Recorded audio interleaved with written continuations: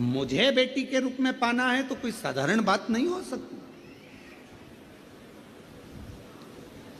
सती जी ने कहा मुझे पहले शंकर जी से पूछना पड़ेगा, भोले बाबा से मुझे पूछना पड़ेगा, क्योंकि तुम्हारे घर में अगर बेटी के रूप में जन्म लूंगी तो पहले मुझे ये सती का शरीर तो छोड़ना पड़ेगा ना। ये चोला छोड़ूंगी तब तो अगला चोला ओढ़ूंगी। अभी तो मैं दक्ष प्रजापति की बेटी हूं, अभी मैं माता प्रसूति की कन्या हूं, और जब तुम्हारी कन्या बनूंगी, तुम्हारी बेटी बनूंगी, तो मुझे ये चोले को छोड़ना पड़ेगा। और इस चोले को छोड़ना कोई साधारण बात नहीं है। इस चोले को छोड़ना कोई साधारण बात नहीं है। इसको छोड़ने के लिए मुझे शिव की आज्ञा लेना पड़ेगी, शंकर की।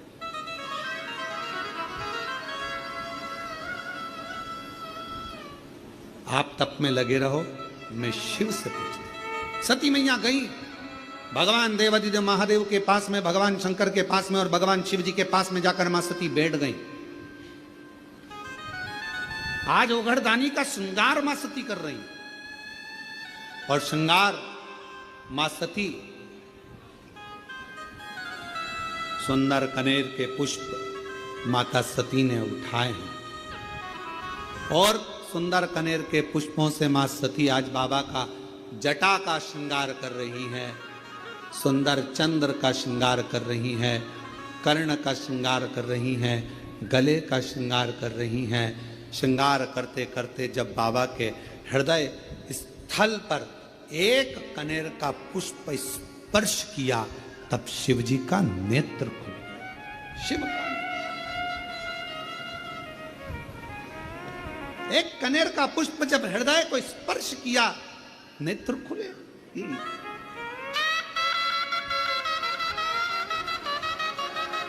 कितना सुंदर कहा है। शिव महापुराण की कथा वर्णन करती है, यदि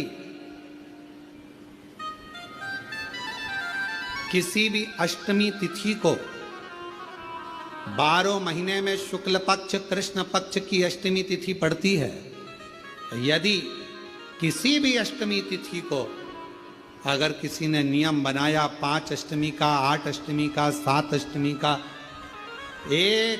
7 अष्टमी का, एक कनेर का पुष्प शिवजी के शिवलिंग को समर्पित करना, अशोक सुंदरी के स्पर्श करना, और जो जलाधारी होती है, जैसे ये शिवलिंग है, ये जलाधारी है, तो पहले शिवलिंग पर स्पर्श, फिर अशोक सुंदरी का स्पर्श, फिर जलाधारी पर कनेर का पुष्प शिव जी की ओर मुख कर कर, अर्थात जैसे मानो ये कनेर का पुष्प है, तो ऐसा शिवलिंग का स्पर्श करते हुए जलाधारी पर जो समर्पित करता है, भगवान शंकर उसके मन की कामना को पूर्ण जरूर करते हैं। एक कनेर का पुष्प,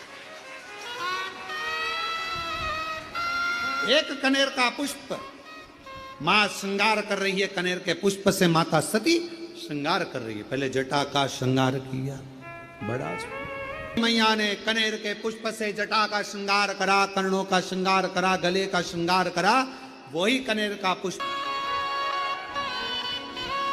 क्या बात है।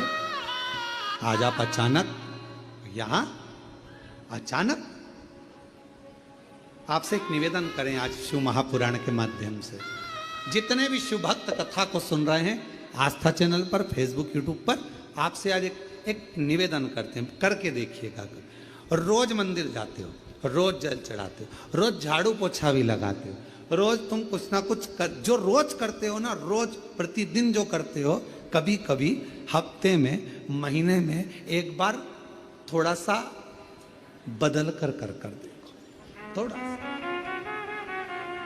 रोज झाड़ू लगाते हो, पोछा लगाते हो, आज बाबा का थोड़ा श्रृंगार करो। रोज फूल लेकर जाते हो, बेलपत्र लेकर जाते हो, आज घर पे थोड़ा सा चंदन घिसो, थोड़ा चंदन। किसके लिए घिस रही हो? जम के बोलो जरा, अपने भोले बाबा। थोड़ा चंदन घिसो, वो नहीं, डब्बी मिलती है बाजार में, लोग आग अष्टगंध को ही चंदन समझ लेते हैं और थोड़ा सा पानी में घोला और श्रृंगार करके पोत के बाबा को लगाकर आ गए। ना ना ना ना, ऐसा ऐसा नहीं। थोड़ा 2 बूंद पानी डालकर थोड़ा सा फिर चंदन को धीरे धीरे घिस रहे हो। हाथ की चूड़ी की आवाज उस चंदन में जा रही है, अर्थात दिल से भी कह रहे हो, हाथ से भी कह रहे हो और चूड़ियां भी कह रही हैं, बाबा आपके लिए तैयार करा गया। कभी कभी हम रोज नहीं कर रहे, तुम्हारे पास टाइम नहीं है, हम जानते हैं तुम बहुत व्यस्त हो, इसलिए हम तुम्हारे को ज्यादा, आपने देखा होगा पूरी कथा को उठाकर देख लीजिए, जितने साल की कथा उठाकर देखना है उतने साल की कथा उठाकर देखिए। आज तक हमने बहुत लंबा पूजन का कोई विधान नहीं बताया, हमने बहुत महंगा, बहुत सारा पैसा खर्चो ऐसा पूजन का विधान नहीं बताया। हमने प्रयास करा तुम्हारे घर का लोटा और तुम्हारे घर का पानी और शंकर जी पे चढ़ गया और तुम निहाल हो गए, बस इतना ही बताया। ज्यादा 2-4 घंटे तक तुम मंदिर में, महीने में, हफ्ते में एक बार तुम जरा बदल कर देखो। कभी कभी एक काम करना कि घर से एक पुष्प में थोड़ा इत्र लगा कर ले जाना और इत्र ले जाकर बाबा के उस पंखुड़ियों को बाबा के ऊपर बिखेरना, श्रृंगार करना, इत्र कभी कुछ बदल कर,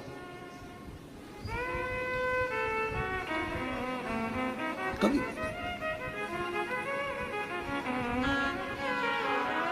थोड़ा सा। आज सती मैया ने जैसे ही कनेर का पुष्प का स्पर्श किया, शिव जी के नेत्र खुल गए। क्यों?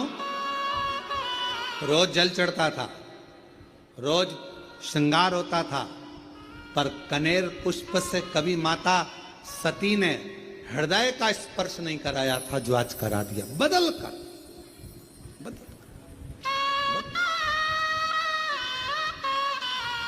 शिव जी के सती, मांगो तुम्हें क्या चाहिए। सती जी ने कहा, बहुत विचित्र कथा है, थोड़ा ध्यान देना। ये कथा अभी तक इस पवित्र व्यासपीठ पर नहीं आई थी।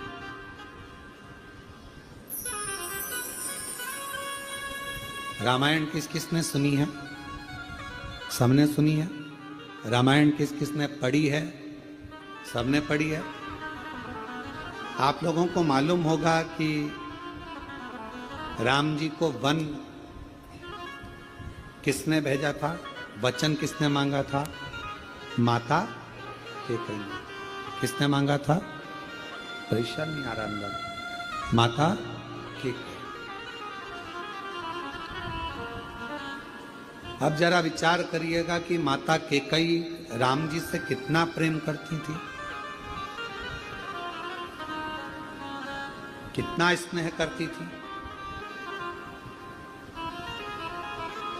पर माता कैकेयी ने राम जी को वन क्यों भेजा? क्योंकि अगर राम वन नहीं जाते तो फिर इतने असुरों का संहार नहीं होता, पृथ्वी का कल्याण नहीं होता और हमारे सनातन धर्म में फिर राम राज्य की स्थापना नहीं होती। सती माता, जैसे कैकेयी, मां कैकेयी स्वयं अपयश का पिटारा अपने माथे पर ले लेती हैं और राम जी को वन भेज देती हैं, उसी तरह मां सती, शिव जी कह रहे हैं मांगो तुम्हें क्या चाहिए। सती माता कहती हैं प्रभु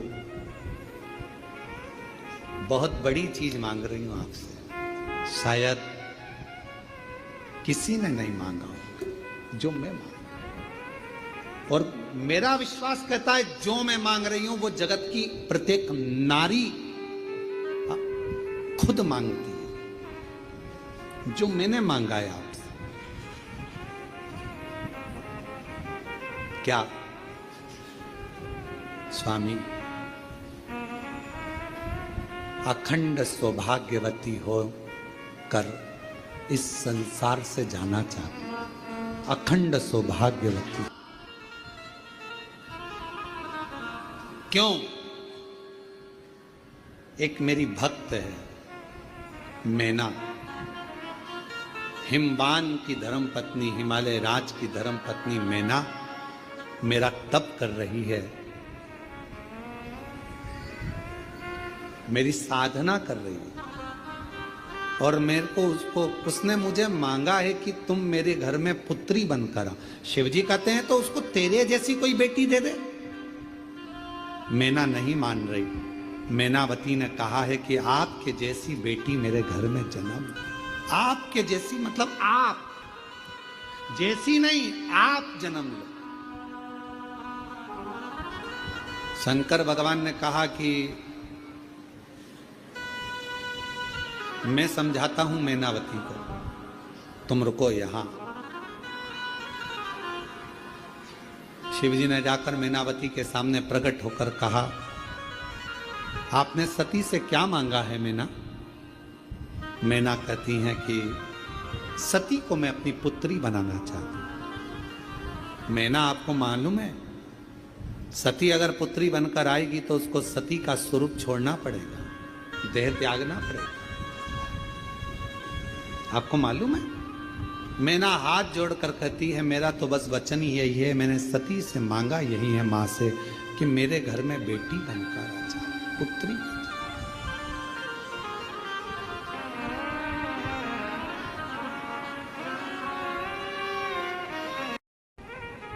शिव जी कह रहे तुम और कुछ मांग लो, सती प्राण त्याग देगी। मैनावती जी कह रही हैं तो माता सती मेरे सामने आकर कह दे कि मैं नहीं दे सकती। शिव जी कहते हैं कैसी बात करती हो मैना, वो आद्य शक्ति है, वो दुर्गा, वो भवानी, वो अष्ट भुजा धात्री, वो कुष्मांडा, वो चंद्र घंटा, वो स्कंदा है, जो नवरात्र की साधना करता है, जो मांगता है वो दुर्गा वो दे देती है।